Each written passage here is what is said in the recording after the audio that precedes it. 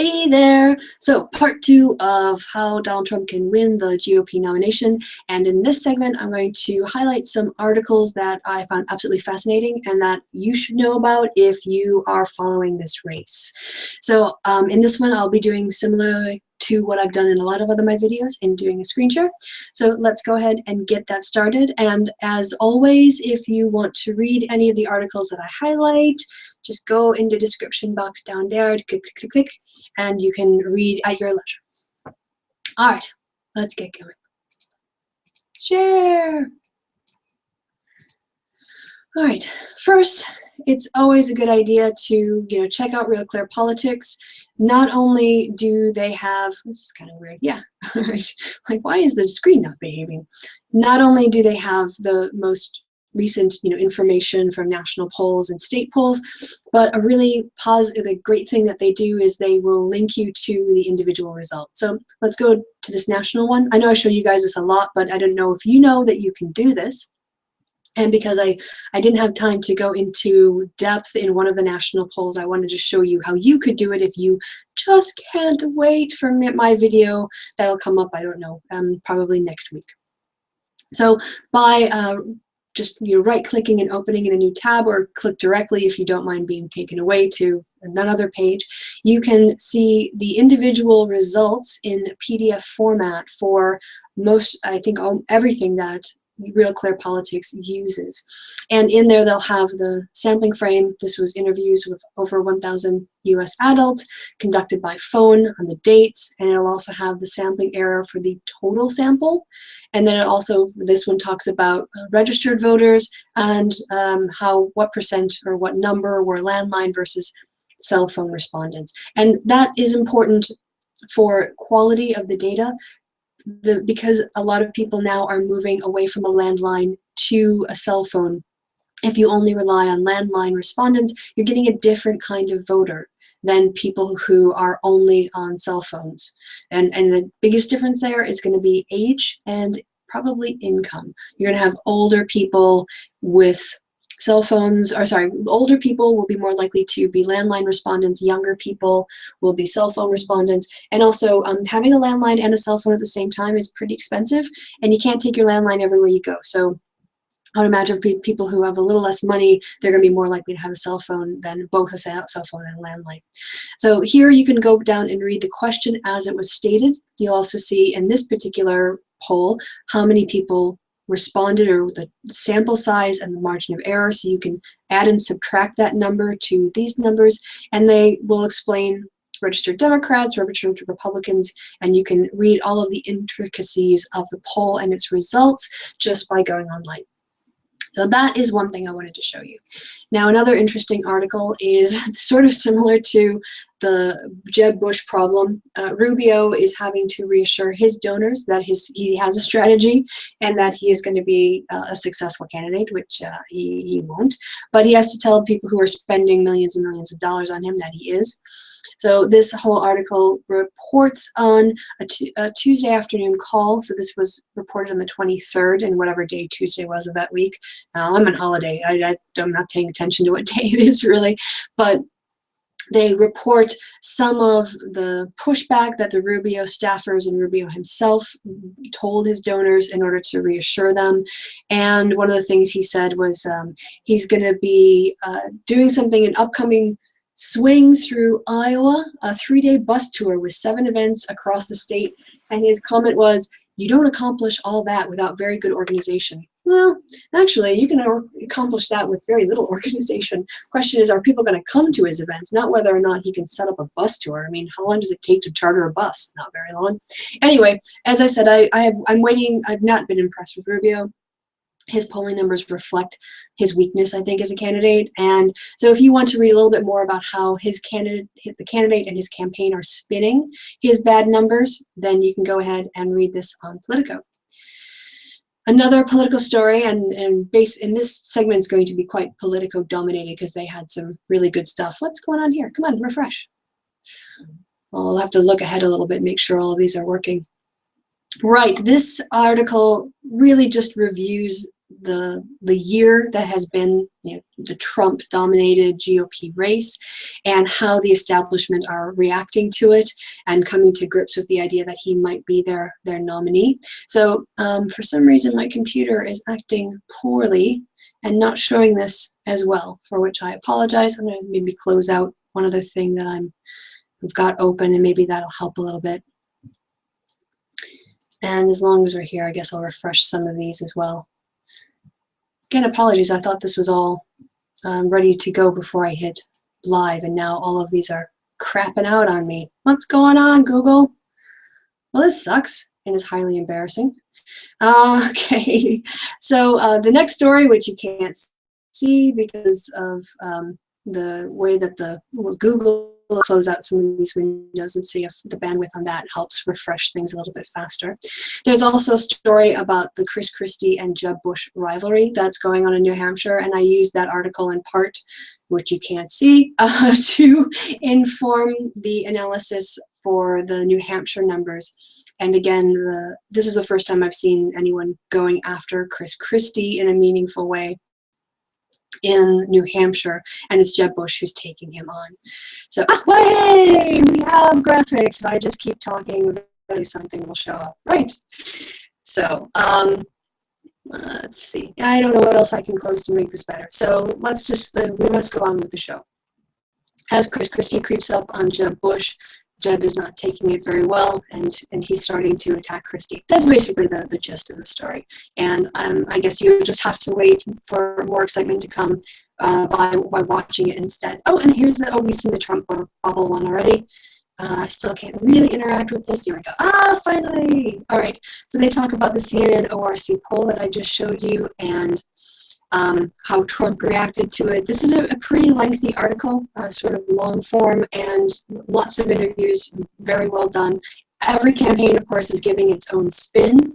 And they also, in this article, I think, talk a bit about the new criteria for the Fox debate. Fox News or Fox, looks like Fox News debate. That's going to be Fox Business News, my apologies. The next debate that will be happening on the 11th of January, and they look to perhaps be limiting it to only 6 candidates. Now, how Republican voters feel about the fact that TV stations are determining who gets to be at the debate table in prime time and influencing the sort of choices on offer, who gets the opportunity to make great quotes or have a moment on stage. It's not my party, so it's not, I don't really feel like I'm entitled to an opinion.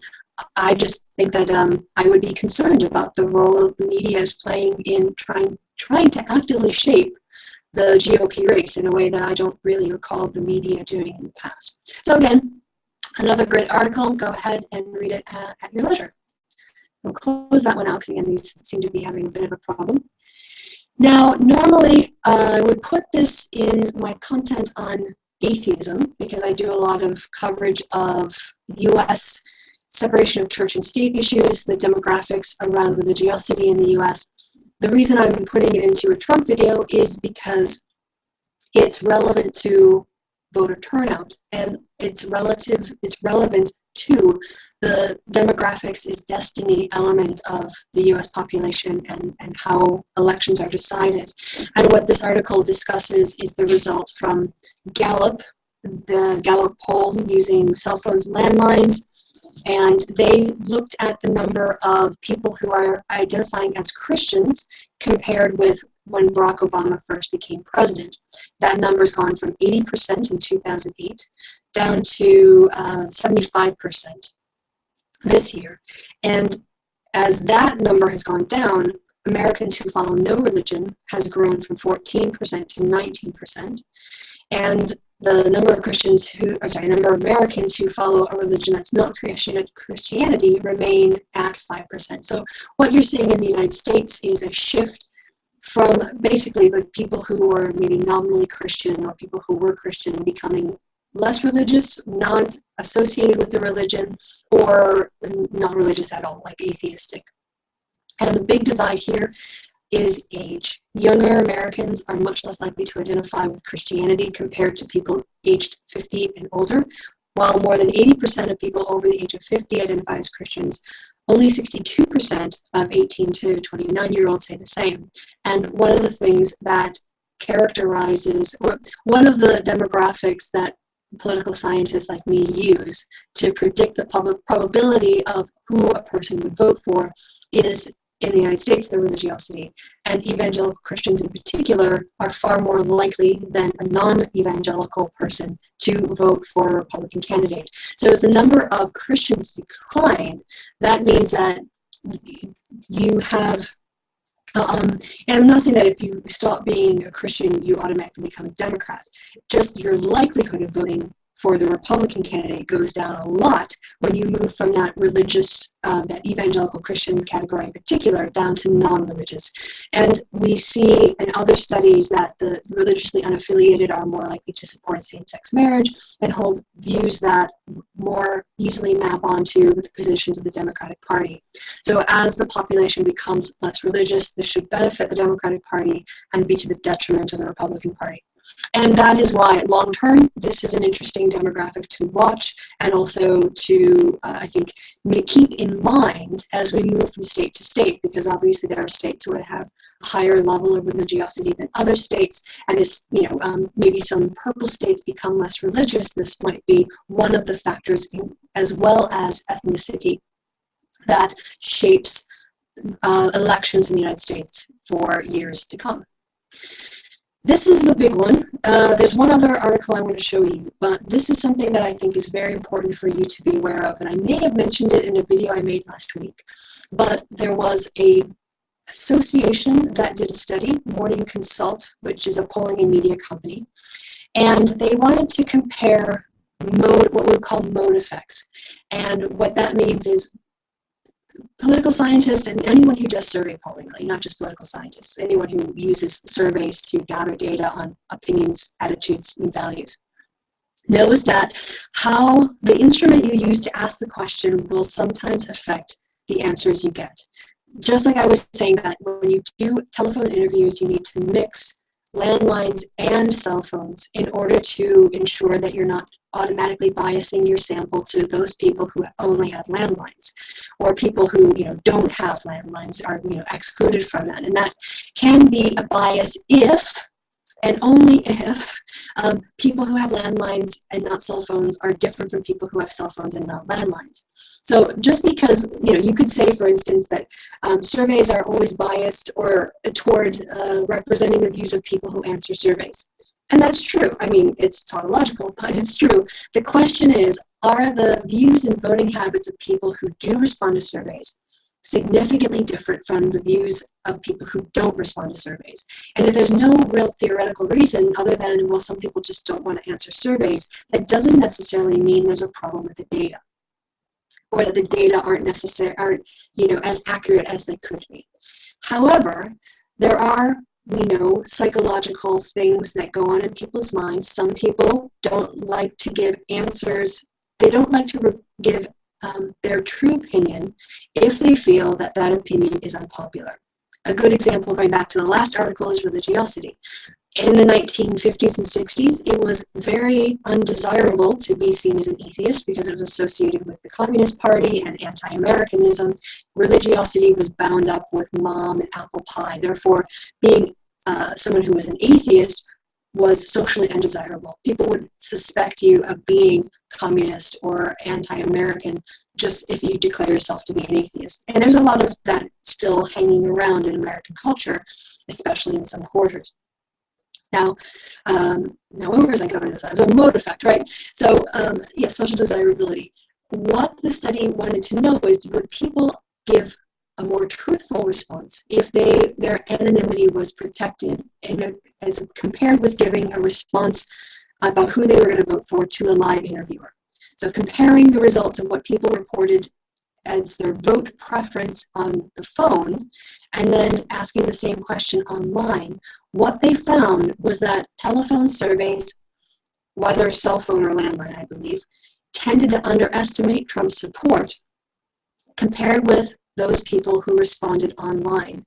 And in particular, and I think this is really, really important, the mediating factor, the best way to predict if a person, what the difference was when you compared who was it online that was more likely to report Trump than when you looked at reporting Trump preference on the phone, it was people who had college education or more, who were more likely, when given anonymity, to say, yeah, I'm voting for Trump. And this really sums up the idea of social desirability, that some Republican voters who have a college education kind of know they shouldn't, at least that's what they feel that they shouldn't be supporting Trump.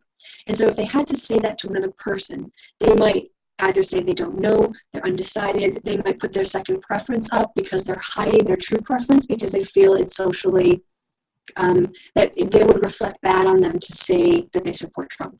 However, when you give those people the anonymity of an online survey, because they don't feel judged, there's no way to tie that information back to them, they don't have to say to another person they're voting for Trump, then they feel less social pressure to hide or lie about their preferences. So all of these polls that we're looking at, using the Real Clear Politics average, it could be that the landline responses are maybe 1 or 2 or 3 points below where they would be if they were done as an online poll, which means Trump support in a place like Iowa, in a place like New Hampshire, South Carolina, is actually higher than what the polls are recording because of what people, the mode of interview that is happening. And again, this is really kind of geeky stuff. And this series is for you politics geeks who, enjoy politics, but you didn't spend years of your life studying political behavior like I did. This is me kind of summarizing and highlighting the things that I look at, that I pay attention to when I look at polls, the skepticism that I use to approach data. Not to say that I don't trust it, but just saying, there are people. It's not like the polls are at fault, and it's not that people are bad for lying. This is just human behavior. So this is why I use trends and not a single poll, and why I'm interested in the way that the survey is conducted. All of this becomes a way for me to evaluate the quality of the data and whether or not I think that it's a good representation of what is happening in the population at large. So if you want to learn more about that, here is the article. Again, it's a sort of a long form article, quite a lot of information in here. And I think, again, if you're a geek and a nerd, well worth your time. I don't know what technically constitutes long form. I always think anything more than about 6 paragraphs these days is long form reading. But that might be a very sad and not nearly rigorous enough measure of what that is. The last thing that I want to do, the big highlight, the data analysis done by Vox. And this, I think, is absolutely fascinating. And for me, when I saw this, I initially saw this when it came out in the middle of the month, but I didn't have an opportunity to put it into a video. And it was so important that I did want to put it into video, not so much for just the graph, which is very well done and very pretty, but I think about the reason I find this interesting is that it tells me something about this year's election. And I pointed to this a little bit in the last video when I talked about the struggles of the establishment to try to attract voters compared with the outsiders. And that's not really what this is just ad spending versus poll numbers. So you wouldn't necessarily infer what I'm about to tell you just by looking or reading this article or looking at the graphs. But this is what I noticed, right? Here's Donald Trump. This data is obviously old because he's over 30% now in national polls. Spent less than $250,000. Ted Cruz just over $750,000. These are the top 2 people. Ben Carson, he spent a bit more, but we also know, if you've watched this series for a long time, he's got a terrible fundraising operation that his fundraising operation is designed to cultivate and collect small dollar donors, not for the purposes, in my opinion, this is my opinion here, he's not cultivating small dollar donors in order to run for president. He's doing it so that he can sell books. And his way of doing direct mail looks a lot like what a Christian charity would do in order to get donors. And it is also really, really inefficient. It is, when you're a campaign and you have limited time and limited resources, It makes a lot more sense from a rational choice position of making your utility. How do you get the most utility out of your time and effort? You're far better off spending an evening in New York raising $1 million from 10 people in campaign contributions than hiring a direct mail firm and spending a lot of money cold emailing a bunch of people or buying a list with addresses of Christians in the churches in the community and sending them letters, or sending a letter to somebody who contributed $10 to you 3 months ago and you want them to contribute another $10 or $20 or $50 now.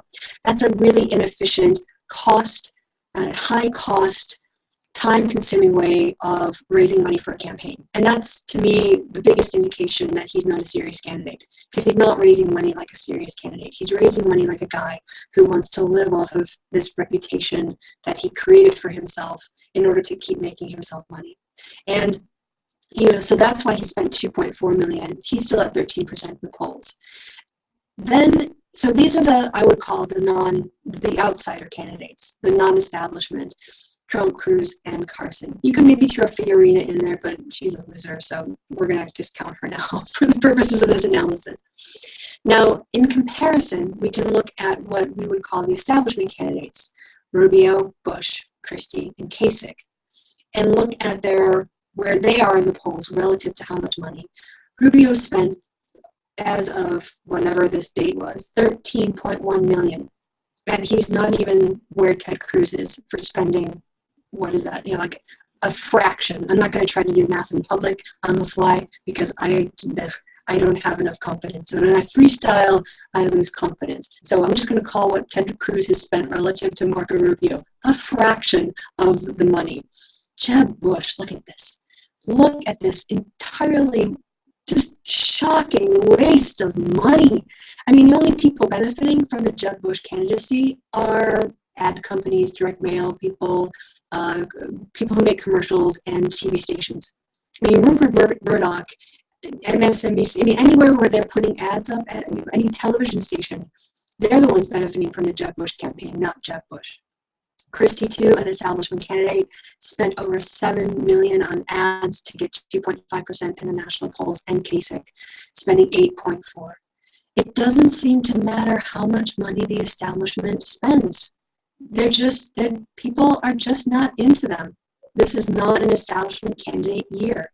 And for me, when I kind of thought about it from that perspective, less about, just where they are in the polls relative to how much they spent, but you group these men, again, we're discounting Fiorina, you group these men by the category into which they fall, you just see the establishment, in my opinion, throwing good money after bad. And they don't really have a choice, these guys, but I can't blame them. You can't not spend money. You can't not run for president if you want to run for president. But it's, to me, just a massive symptom of the weakness of the establishment candidates in this presidential cycle. The voters are not interested. And again, all things being equal, I don't see why people are going to change their mind after being subjected to 32 million of Bush ads or another 13 million of Rubio ads. If they haven't been able to say it already, then I don't know what they haven't said that's going to suddenly change everybody's mind. So this article, again, is not at all about what I'm talking about here. This article does not discuss the establishment so much, versus the outsider and all that stuff. They do a nice little correlation here, looking at polling averages and spending. But if you want to read just the full article, I would of course recommend it. As I think Ezra Klein, I miss him on MSNBC. I don't see him anymore since he went over to Vox, and I always thought he did a good job. So I don't mind giving a little shout out here to Vox and the work that they do. This article was well worth your time. All right, time to stop sharing because that is about it. So I've done 3 videos today, and that's going to be it until I go and see Shai's hangout on Sunday, and then mine hangout on New Year's Eve. Well, no, it's all I'm going to do until I have another idea for a video, to be honest. But if you've watched all the way to the end of this, high five, you nerd. Go ahead, slap the screen. Well done. And yeah, if you have any questions, if I have time again, I'll go ahead and I'll try to reply. If you have any links to other interesting articles that I've missed and you think that would be worth me covering in one of the shows, put it in the description box below. I think otherwise all that's left to be said is that I've been Christie. You've been awesome. We'll see you guys next week. And thanks for watching all the way to the end of the video. If you like it and you're on a sub, and what else? Share if you like this. Get other people coming to the channel, because obviously I think this is worth, you don't see this on network television, and I don't see a lot of the stuff being done on YouTube. So if you enjoy this content, then you might know other people in your circle who would enjoy it as well. Please pass it on to them if you think that I'm worth the recommendation. So again, from me to you, thank you. Have a good day, and I'll see you soon. Bye.